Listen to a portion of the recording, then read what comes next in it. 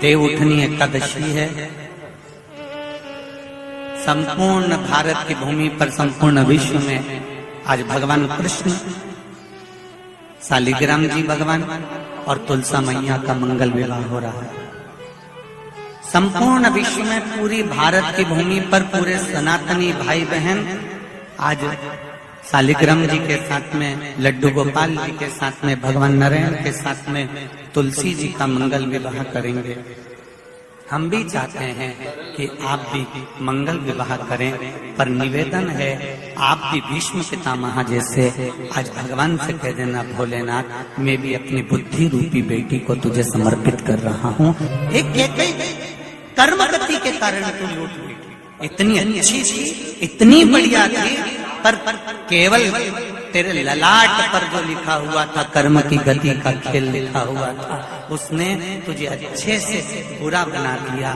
मेरा निवेदन भिकन गांव की इस पावन धरा से, घर घर में चल रही शिव महापुराण से, आस्था चैनल फेसबुक पे सुन रहे सारी बहू बेटियां और माताओं से कि न सास बुरी होती है न बहू बुरी होती है। सास नहीं चाहती कि मैं कोई अपशब्द बोलूं, वही बहू भी नहीं चाहती कि कोई अपशब्द बोलूं, पर ललाट पर जब कर्म गति उल्टी पड़ती है तो अपने आप जिह्वा से अपशब्द निकल ही देती है। यह कर्म गति। अब ऐसे समय पर क्या करोगे आप?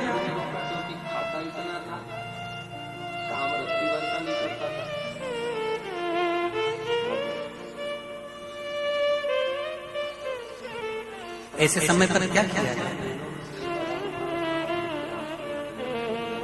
कार्तिक महीने में 2 वस्त्र की महत्वता होती है। ध्यान लगाना जरा, जितनी भी माताएं बैठी हैं, चाहे वो सासू माँ हो चाहे बहुएं हो, बेटियां भी कभी ना कभी बहू बनेंगी और आप भी कभी ना कभी सास बनेंगे, स्मरण में।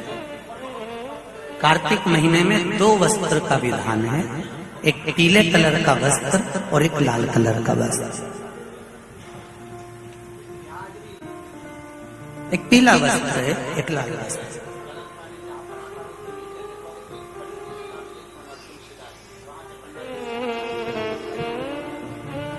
आज देवउठनी एकादशी है। ऐसी कोई माता नहीं होगी जो अपने घर में तुलसी जी का पूजन नहीं करे।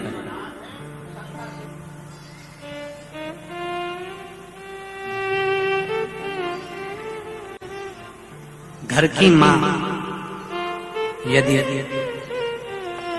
आज देवउठनी एकादशी के दिन लाल वस्त्र, वैकुंठ, वैसे तो पचवीगन का महत्व बताया गया है स्कंद पुराण में, जो 5 दिन पीछे के होते हैं। आंवला नवमी से जो क्रम पचवीगन का चालू होता है, पूर्णिमा तक, वैकुंठ चतुर्दशी के क्रम तक, उसका जो महत्व, इन 5 दिनों की महत्वता वैसे स्कंद पुराण में कही गई है, पर आप समझें उसको। लाल वस्त्र अगर कार्तिक महीने में तुलसा महारानी पर ओढ़ाया जाता है और वही वस्त्र बाद में रख लिया जाता है संभाल कर, तो उस घर में किसी कर्म गति के कारण भी अगर अपशब्द निकल रहे होते हैं तो वो अपशब्द, वो वस्त्र रोक लेता है। वो वस्त्र रोकता है। कौन सा वस्त्र? लाल वस्त्र।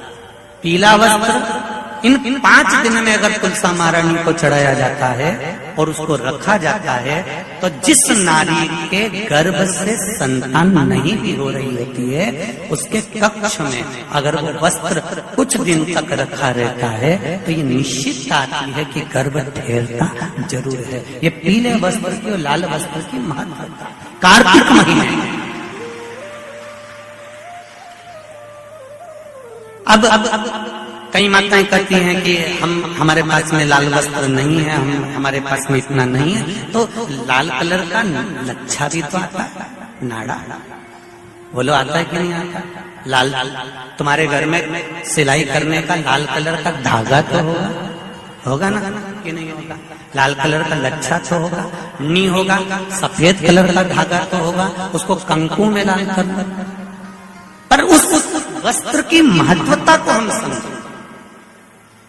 जैसे बांस की पिटारी में, ये तो तुम लोगों की परिभाषा है। आजकल की माताएं तो सुहाग का सामान प्लास्टिक की टोकरी में रख कर देती है, पर हमारे यहाँ नहीं लिखा कि प्लास्टिक की डलिया में सुहाग की सामग्री दो। हमारे यहाँ कहा कि जो वंश बढ़ावे, जो वंशकार होते हैं ना, बांस बनाने वाले होते हैं, वंशकार होते हैं, इनको तो तुम्हें रोज धन्यवाद देना चाहिए। जो बांस का टोकरी बनाते हैं, सुपड़ा बनाते हैं, बांस का सामान बनाते हैं। आज भी विवाह में हमारे यहाँ मंडप भी बांस का होता है, सुपड़ा भी बांस का, डलिया भी बांस की। सबसे पहले खलमट्टी अगर आती है, शादी के ब्याह में सबसे पहले मिट्टी आती है, तो बांस की टोकरी में आती है। एक नियम है। क्यों?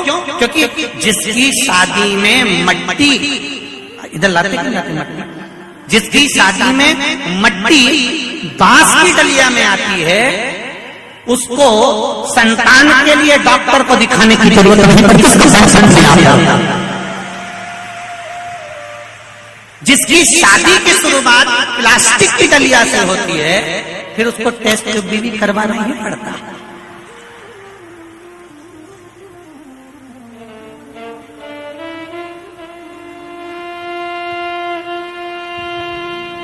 ये कुछ हमारे शास्त्रों के नियम है। अब आप उसको समझो ना समझो, चाहे उसके ऊपर हंसो, चाहे कुछ भी करो। आप चाहो तो थोड़े दिन बाद कह देना, बताओ श्योर वाला हमारा तो पगले जैसी बात करता है, तो उसमें कोई दिक्कत वाली बात नहीं है।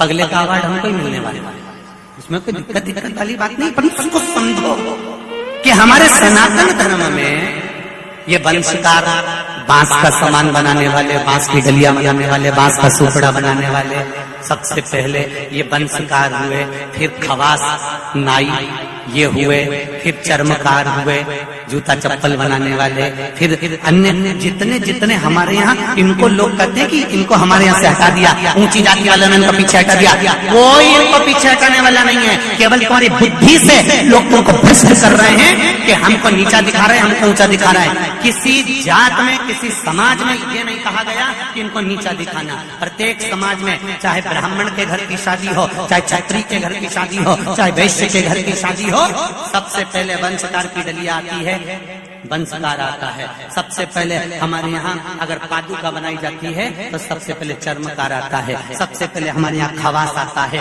पहले इनको लाकर बिठाया जाता है। पहले संबंध भी सेठ खुद नहीं जाता था करने के लिए, खवास जाता था, वंशकार जाता था, ये जाते थे, संबंध पक्का कर आते थे और शादी हो जाती थी। ना लड़का देखता ना लड़की देखती। ये सब बाद में चालू हुआ। अब दुनिया के लोगों ने अपनी राजनीति को अखाड़ा बनाने के लिए कह दिया कि ये समाज नीची हो गई, ये समाज ऊंची हो गई, इसको पिछड़ा में कर दिया, इसको उसमें कर दिया। कोई नहीं कर रहा किसी को। भगवान की ये पोथी रखी है शिव महापुराण की, जिस पे रखी है, इसके 4 पाए, 1 2 और ये 4, ब्राह्मण क्षत्रिय वैश्य शूद्र, ये 4 पाए पर मेरी